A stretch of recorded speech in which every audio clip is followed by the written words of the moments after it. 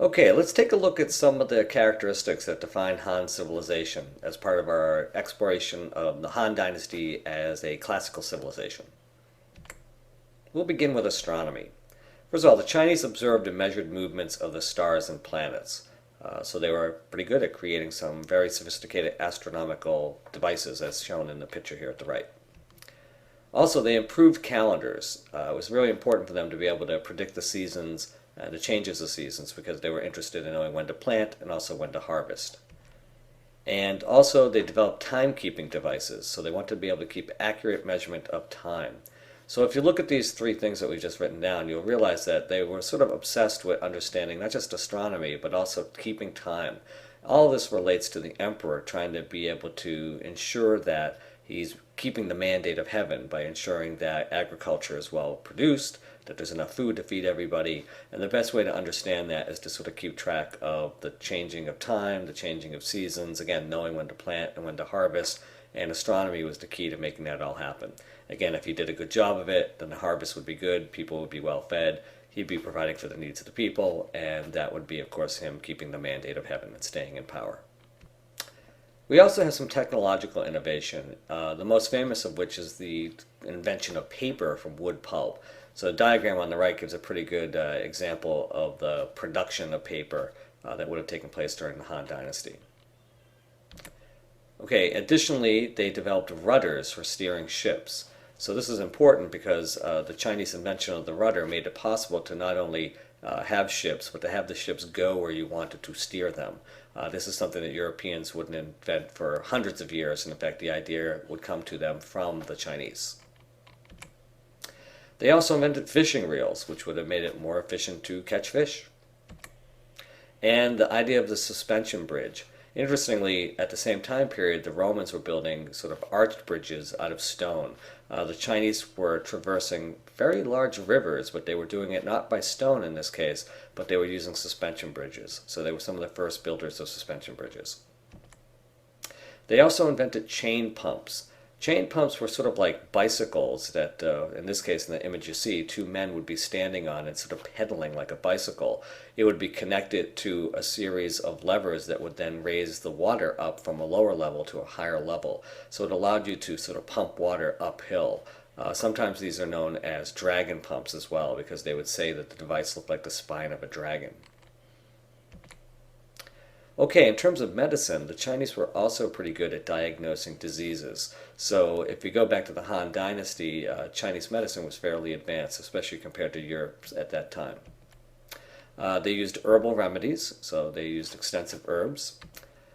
They also developed anesthetics. Now, obviously not like this picture shown here, modern anesthetics, but the Chinese were the first to use anesthetics in doing surgeries on people. In the modern Western world, anesthesia wouldn't be used until the late 1800s. So the fact that the Chinese were using this back during the Han Dynasty is pretty impressive. They also invented acupuncture. Now, acupuncture is a sort of different concept of medicine that we don't hold in the West, but the Chinese believe that people have this sort of energy that flows through their bodies. They call it qi, and this energy flows from different points along the body. And so this map on the right shows you an acupuncturist chart of where the sort of pressure points are located along the human body. And basically you put acupuncture needles in these points at different locations, not in an attempt to cure that location, but to redirect the energy that flows through the body so that a person can be cured. Again, it's a very different concept of medicine than what's held in the West. The West doesn't sort of believe in energy flowing through your body, although we do believe in the flow of blood through your arteries, but that's a different concept than what the Chinese believed in with acupuncture. Okay, in terms of art, they had temples, palaces, and parks. So architecturally, Han Dynasty buildings had their own unique style. There really aren't any surviving buildings from the Han Dynasty. Most of them would have been made of wood and wouldn't have lasted thousands of years. But we have models of them, most of them oftentimes found in tombs, and also we have a carving here on the bottom left that you can see that gives us an idea of what Han architecture might have looked like. All right, poetry was also something that comes out of the Han Dynasty, also the development of calligraphy for writing that poetry as well. Jade and ivory carvings were still also valued, probably left over from the Shang, Zhou, and the Qin dynasties, but jade and ivory still had special value, especially for the wealthy, the nobility, and maybe the royal family itself. They also had ceramic figurines. Again, these types of figurines are often found in tombs, but they give us a pretty good idea of what the style of dress, the fashion might have been at that time, and a sort of idea of what people might have sort of looked like in that style of dress. They also continued to work with bronze, so there was bronze work and also silver craftsmen. Now you can see this type of bronze is a little bit different than the bronzes that we were looking at from the Shang and Zhou dynasties earlier in the course. It's much more elaborate, it's much more decorative. The addition of silver to it and also painting colors goes beyond just creating bronze work. All right, so let's take a look at society under the Han. The Chinese society, the social system, is in the typical social structure pyramid that we've seen with other societies. But let's take a look at some of the details for each level. Of course, at the top is the emperor, and emperors were considered semi-divine. They weren't gods, but they were clearly connected with what the Chinese believed is heaven, hence the mandate of heaven. And we also had kings and governors just below them. These would be appointed by the emperor. The governors in particular were seen as sort of official government bureaucrats, people that helped run and manage government throughout the extensive provinces of China. We also had state officials, nobles, and scholars. They also helped govern. And as you can see here, that the officials in particular would have been trained in Confucianism. The nobles and scholar class also, again, focusing on education as the key to making it to this certain level, would have been something that would have been characteristic of the nobility at the top of the chart. There were also peasant farmers. Basically, the production of food was vital to the existence of the empire, and so peasants were put up on sort of a pedestal above other people on the social structure chart. Of course, they're not at the top, but they were valued because the kinds of work that they did was important. The production of food fed people, and as long as people were fed, they were less likely to rebel. So peasants were seen as a positive addition to Chinese society. Of course, below them were artisans and merchants. Now, they made and sold goods. Artisans, of course, made the tools that would be needed by people to do certain tasks, and merchants were people who essentially bought and sold goods. But they were actually of low status, in particular merchants. Merchants were lower in status than peasants because of their acquisition of wealth or their pursuit of profit. Which is very interesting. In our society, people who seek profit are usually near the top of the chart. But in this case, the Chinese sort of put merchants at the lower end of the chart.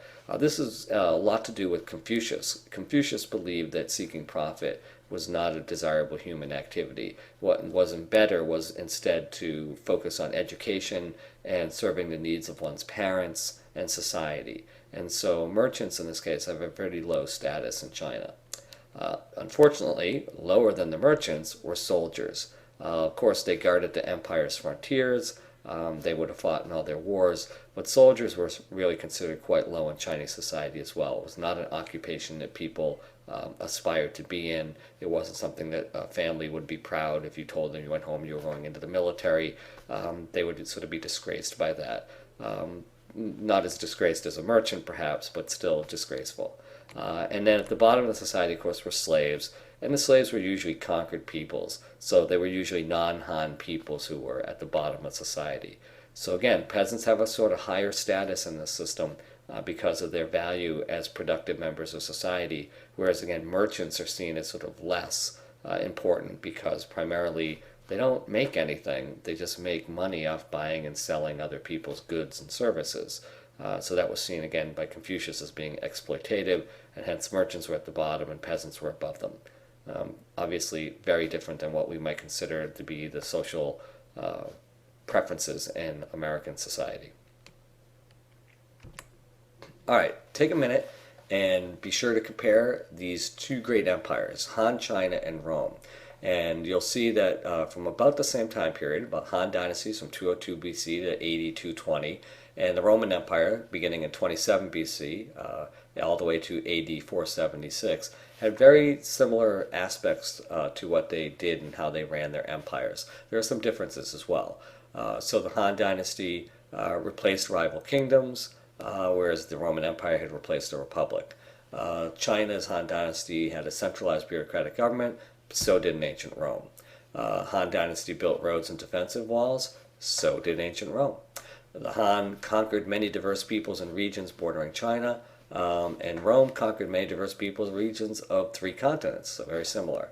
At its height, the Han had an area of 1.5 million square miles and a population of 60 million. And at its height, the Roman Empire had an area of 3.4 million square miles and a population of 55 million. So a larger area, but about the same population. Chinese became common written language throughout the Han Empire. Latin did not replace other written languages throughout the Roman Empire. Okay, it was dominant in Rome, but it was not the dominant language throughout. And then Han Dynasty had ongoing conflict with nomads, so didn't the Roman Empire. And the Han Dynasty fell apart and would be restored later on by the Tang Dynasty in 618. And unfortunately, the Roman Empire fell apart and would never be restored.